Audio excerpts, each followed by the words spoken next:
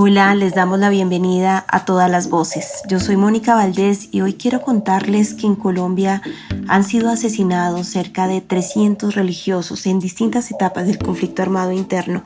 La Comisión de la Verdad ha venido escuchando a las comunidades de fe en sus espacios de escucha, que es una estrategia de diálogo social para conocer cuáles han sido las afectaciones de las distintas víctimas del conflicto, pero también ha venido recibiendo informes que son fruto de investigaciones de distintas organizaciones sociales y que contribuyen de esta manera a abrir la conversación sobre lo que ha sido el impacto del conflicto armado. Sobre este tema vamos a conversar hoy en Todas las Voces. Maritze Trigos Torres, hermana dominica, investigadora y defensora de derechos humanos, nos ayuda a introducir esta conversación con uno de los casos emblemáticos encarnado en el padre Tiberio Fernández. Toman al padre Tiberio Fernández, párroco de Trujillo, de origen campesino, sociólogo, pero un abanderado también de la teología de la liberación. Trujillo controlado por narcotráfico, grandes terratenientes. Tiberio opta por los más pobres de Trujillo y organiza 24 cooperativas para hombres y mujeres. Esta acción de organizar el pueblo pobre por su dignidad, por exigencia de justicia, es señalado de guerrillero, que pertenecía al ELN, y junto con su sobrina, que era la que manejaba las cooperativas, Alba Isabel Giraldo, se los llevan, los desaparecen, junto a un joven, Norbey Galeano, que ayudaba en la parroquia, y un joven arquitecto, Óscar Pulido, que estaba también colaborándole al padre Tiberio. Toda esa acción comandada por el mayor del ejército, Alirio Urueña, hoy condenado a 44 años, pero huyendo, con el apoyo del teniente de la policía Fernando Berrío, por el grupo de autodefensas financiadas por el narcotráfico, implicados ahí Henry Loaiza el Alacrán, Diego Montoya, que está extraditado en Estados Unidos. Estos hechos, como lo del padre Tiberio, se repitieron, porque el informe da razón de 48 víctimas de fe. Históricamente, las comunidades de fe han sido un referente social y cultural de la población colombiana. Fueron víctimas directas de grupos armados y han cumplido un rol de contención para frenar la violencia y animar a las comunidades. La comisionada de la Verdad, Lucía González, reconoce su aporte en los territorios. Además de agradecerles que hayan sido la esperanza, la fortaleza, el consuelo, la guía, el escudo físico, no solamente escudo moral, han sido escudo físico frente a la guerra, frente al conflicto armado, han sido un escudo moral impresionante. No se imagina uno qué sería de miles de comunidades que solamente han tenido a sus pastores, a sus sacerdotes, a sus comunidades de fe, a las monjitas que hacen una tarea impresionante en medio de nada y con tan poco, es decir, con la fe. ¿Qué sería de esas comunidades si no hubiera sido por el coraje? Porque se necesita coraje y humildad. Pero también tenemos que saber que esta es una oportunidad para reconocer los errores, para reconocer las dificultades que como seres humanos y como comunidades de fe hemos tenido todavía, para enfrentar y encarar los desafíos que tenemos hacia adelante. Yo me alegro mucho de que estén nombrando lo que aún nos falta como país y que levanten la voz también frente a los gobernantes, frente a los decisores de este país y los reclamen porque casi todos nuestros gobernantes dicen ser miembros de comunidades de fe. Hoy contamos en Todas las Voces con Omar Fernando Obregón, quien es miembro de la Mesa Ecuménica por la Paz como parte de la Iglesia Católica e integrante del Movimiento Franciscano por la Paz. Bienvenido, Omar, es un gusto tenerte aquí. Muchas gracias, Mónica. Para mí es un gusto y un placer estar hoy aquí con ustedes. Bueno, cuéntanos un poco más qué es la Mesa Ecuménica y todo este movimiento religioso por la paz. Bueno, la Mesa Ecuménica por la Paz es un movimiento socio-religioso que nace en el año 2012, a comienzos del 2012, precisamente preocupados por toda esta situación que se venía dando en los años anteriores de negación y de escalamiento del conflicto armado, y en ese sentido la Mesa Ecuménica nace como un agente de incidencia política desde el mundo religioso para avanzar en ese momento hacia procesos de negociación política, de solución política al conflicto armado y no de esta solución militar que venía proponiendo el gobierno anterior de Álvaro Uribe Vélez. Nos han dicho ustedes que las víctimas del movimiento religioso han sido invisibilizadas, que no se cuentan cuando se hace el relato sobre el conflicto armado. Cuéntanos, por favor, un poco qué ha pasado, qué le ocurrió a las víctimas de fe o de los sectores religiosos. Bueno, los sectores religiosos y las iglesias, digamos, son un actor bastante heterogéneo, ¿no? De hecho, pues de parte de la Iglesia Católica, por ejemplo, se han dado gestos de perdón, precisamente porque en algunos momentos de la historia la misma Iglesia Católica, desde algunos entes, ha formado parte también como de los instigadores del conflicto, ¿no? Recordemos un poquitico esa época temprana de la violencia entre liberales y conservadores y cómo la Iglesia Católica pues se alineó en el bloque conservador y prácticamente demonizando a los que representaban esta perspectiva del liberalismo y que abogaban por una sociedad y por un Estado laico, y la Iglesia se veía en cierto sentido amenazada y entonces, pues digamos, por eso digo, las iglesias son un actor bastante heterogéneo. En Colombia de mucha influencia por la cultura nuestra latinoamericana, que digamos ha sido influenciada desde sus orígenes por estos sectores, digamos, religiosos. Bueno, este informe de víctimas de iglesia, los pobres, ¿desde qué año empieza a hacer el registro o el análisis de la manera como el conflicto impactó al sector religioso?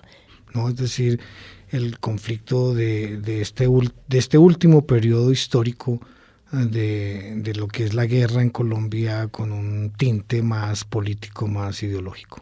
Cuando tú piensas en algunos nombres, es muy difícil dejar algunos, ¿no?, por fuera, pero algunos nombres emblemáticos de los religiosos y religiosas, personas laicas, catequistas, que murieron, que fueron asesinados o tuvieron algún otro tipo de afectación durante el conflicto. ¿Quiénes vienen a tu mente y a quiénes podríamos recordar sin olvidar a todos los que hacen parte de esta tragedia humana? Sí, hay ciertas figuras, digamos, más de mayor reconocimiento, ¿no? Por ejemplo, Elsa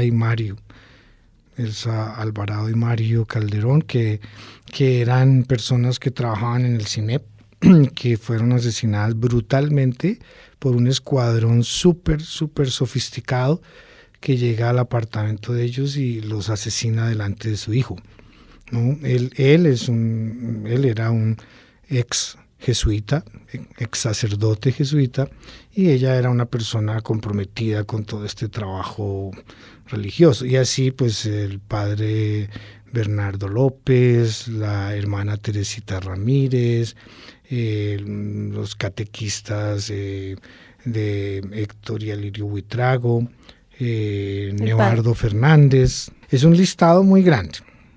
¿Y qué características tienen? ¿Son más de la Iglesia Católica? ¿Tienen de otras iglesias? Pues son, como tú decías, hombres y mujeres. Digamos, hay personas que son sacerdotes en ejercicio, otras son religiosas, también católicas, laicos, muchos de ellos pues vinculados a un trabajo pastoral directo en donde estaban, y hay algunas personas vinculadas también a las iglesias evangélicas.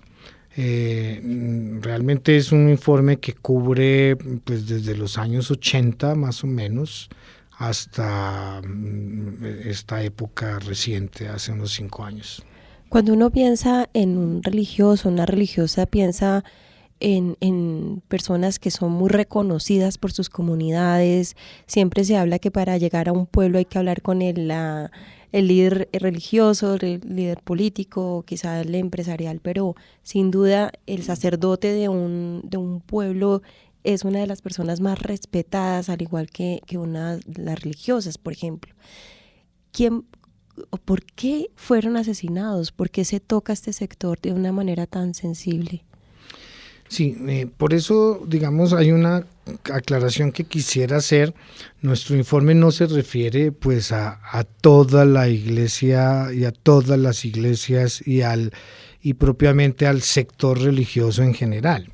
Por lo que te decía, que digamos, cuando hablamos de iglesia católica, pues es que en la iglesia católica hay expresiones de lo más ultraconservador, como expresiones un poco como el Opus Dei o digamos un poco el efebrerismo, gente que todavía hoy celebra la misa en latín y de espaldas, o sea, hay posturas supremamente conservadoras, ultraconservadoras, y hay posturas supremamente, digamos, comprometidas, muy digamos, proféticas, llamamos nosotros, en el sentido de que hay una crítica muy, muy fuerte a todo lo que pueda ir en contra del proyecto de Jesús. Entonces, el informe, la investigación se refiere a una corriente dentro del cristianismo muy fuertemente, digamos, católico, que es la Iglesia de los Pobres. Es un movimiento que, como la mayoría de movimientos, pues no es propiamente, no tiene una estructura única, no tiene, digamos, una dinámica supremamente pesada, ¿no?, de organización, sino es más un pensamiento común, que es el que, digamos, identifica, pues se genera un sentido de unidad, un sentido de pertenencia, y al mismo tiempo genera una visión propia, una acción frente a la sociedad y frente a la iglesia con un nivel bastante fuerte de afinidad. ¿Por qué para ustedes es importante entregar este informe a la Comisión de la Verdad? Primero que todo porque realmente en el universo de víctimas que valoramos muchísimo, y el enfoque que ha tenido todo este proceso de solución política al conflicto, de diálogos por la paz, de acuerdos firmados, de implementación de acuerdos, este enfoque de poner a las víctimas al centro, pues es una cosa que compartimos profundamente. Pero, digamos, en ese universo de víctimas, como decía, no ha habido un reconocimiento, una visibilidad de este sector que forma parte de, digamos, la dinámica religiosa, más que la institución eclesial. Es un sector que fue, digamos, confrontado, que fue perseguido sistemáticamente, digamos, durante muchos años, y que, digamos, no aparece en ese reconocimiento de las víctimas. Entonces creemos que, además de lo que ha ocurrido a movimientos como estos de la Iglesia de los Pobres, es pues aterrador, como mencionaba yo ahorita, para el caso de Elsa y Mario, un asesinato de ese nivel, eso digamos obliga a unos niveles también muy sofisticados de planeación, de diseño, o sea, no son crímenes accidentales, son crímenes que han sido supremamente planeados. Y eso ocurre una vez, 2 veces, 10 veces, 20 veces, 50 veces en un movimiento, pues eso tendría que llamar un poco la atención, ¿no? Digamos, de la comprensión del conflicto en Colombia y de sus víctimas. ¿Cómo se hizo este informe? Háblanos un poco de la metodología que siguieron, quiénes participaron.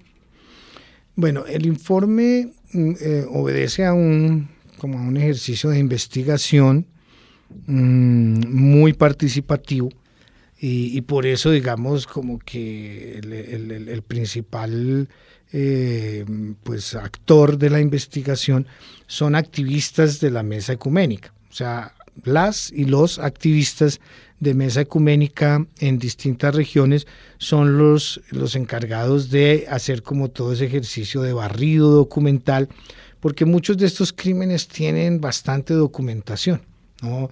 De los que más reconocimiento tienen, incluso que han llegado a niveles internacionales y que han obligado incluso al Estado colombiano a hacer peticiones de perdón, está el de el padre Tiberio Fernández.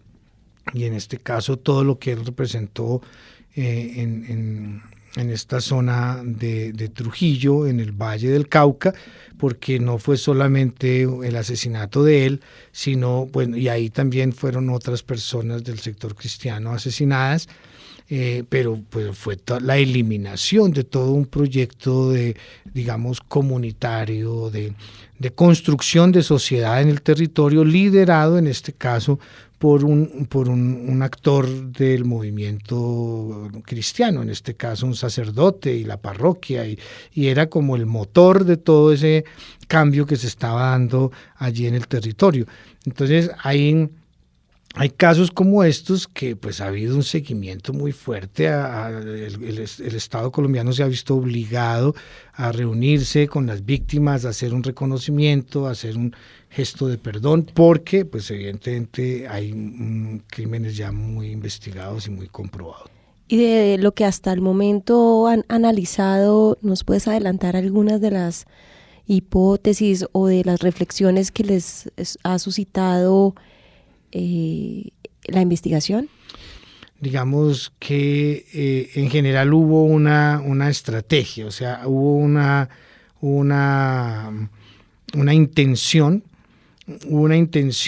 bastante, digamos, como sólida, muy diseñada, muy pensada, de atacar estos liderazgos, por lo mismo que tú decías, o sea, los líderes religiosos en un país como Colombia, pues tenemos una influencia importante y más que todo en comunidades rurales, o sea, en sectores campesinos, en sectores afro y en algunos sectores indígenas, realmente el líder religioso y especialmente el católico, pues por esa hegemonía que ha tenido la religión católica en Colombia, digamos, es una gran autoridad. Si esa gran autoridad es una autoridad que confronta la injusticia, que confronta todos estos proyectos, digamos, macroeconómicos y políticos que son, digamos, los que han diseñado en buena medida estos procesos territoriales, pues evidentemente pues, son procesos y son personas que fueron objeto de mucha persecución. Y no solamente por agentes del Estado, sino muchas veces también por estructuras de la misma iglesia que compartían ese pensamiento, digamos, del statu quo, ese pensamiento, digamos, como instalado que había en la vida política del país. Bueno, cuéntanos un poco cómo está pensado este informe como ya propuesta frente no solamente al esclarecimiento de la verdad, sino ya escenarios más de convivencia o reconciliación o no repetición, en el sentido de que la Iglesia también ha sido un sujeto social muy activo en el tema de la reconciliación de los colombianos y colombianas. ¿Cuál es el mensaje que quizá trae este informe en ese sentido, si lo trae? Sí, mira que el informe pues tiene un doble enfoque. O sea, primero, no solamente queremos destacar personas que han sido victimizadas, sino todo el impacto que ha tenido esa, digamos, persecución, que como ya mencionaba, no solamente es de Estado para Estado y a veces instancias y estructuras dentro de las mismas iglesias, sino que, digamos, la victimización también ha sido colectiva. O sea, el movimiento como tal fue debilitado, esta corriente de pensamiento fue prácticamente anulada, fue estigmatizada. O sea, hay como, digamos, como una mala versión, una narrativa supremamente, digamos, negadora del aporte que esta gente tan valiosa y que este movimiento, entre otros, estaba haciendo a la sociedad colombiana. Entonces, el informe trata de evidenciar esas dos cosas, digamos, casos individuales. También, en el fondo, queremos dar a conocer qué es esto de la Iglesia de los Pobres, como corriente de pensamiento que ayuda a una sociedad como a dar pasos como hacia niveles de mayor equidad desde lo religioso, cosa que hacen otros movimientos como por ejemplo el movimiento sindical o el movimiento feminista o el movimiento LGBTI, que buscan que la sociedad sea mejor, sea más incluyente, sea más equitativa, sea más justa. Entonces, eso visto desde el sector religioso, pues es reconocer que hay actores colectivos que también aquí son eliminados en el conflicto armado y no solamente individualidades, ¿no? Entonces, ese es un elemento, pues obvio presentamos como una relación de los casos que ilustran eso. Ofrecemos algunos elementos de análisis sobre victimarios. De todas maneras, el informe no es un informe basado en una verdad procesal porque no tuvimos acceso a los procesos jurídicos, sino es una cuestión más testimonial, más desde las víctimas mismas, más desde la versión del movimiento, ¿no? Y al final ofrecemos algunas recomendaciones, conclusiones, en donde está eso que tú mencionas, ¿no? Es decir, cómo hacer de la sociedad colombiana una sociedad, digamos, más reconciliada, una sociedad, digamos, más respetuosa, una sociedad que efectivamente pueda generar como unos niveles de respeto por la diferencia y por los puntos de vista, y no que al que opina distinto la salida sea asesinarlo o eliminarlo. Entonces, digamos, no estamos viendo con buenos ojos muchas de las tendencias que se están en este momento instalando, digamos, como esto de la negación de los acuerdos, como los intentos que hay para evitar que estos mecanismos de la justicia transicional operen. No estamos viendo con buenos ojos la indiferencia de muchísima de la sociedad y de la opinión pública colombiana, ¿no? Entonces, en ese sentido, vamos a seguir trabajando pues para que realmente puedan darse experiencias de convivencia y de reconciliación, pero eso requiere de una situación básica de tolerancia ante la diferencia y especialmente ante el que piensa opuesto al poder. Le agradecemos a nuestro invitado Omar Fernando Obregón por compartir sus reflexiones y por acercarnos a la experiencia de las comunidades de fe como víctima colectiva del conflicto armado colombiano. Todas las Voces es un programa de la Comisión de la Verdad en alianza con la Misión de Apoyo al Proceso de Paz, MAP-OEA, y se emite en las emisoras asociadas a la Red de Radio Universitaria de Colombia.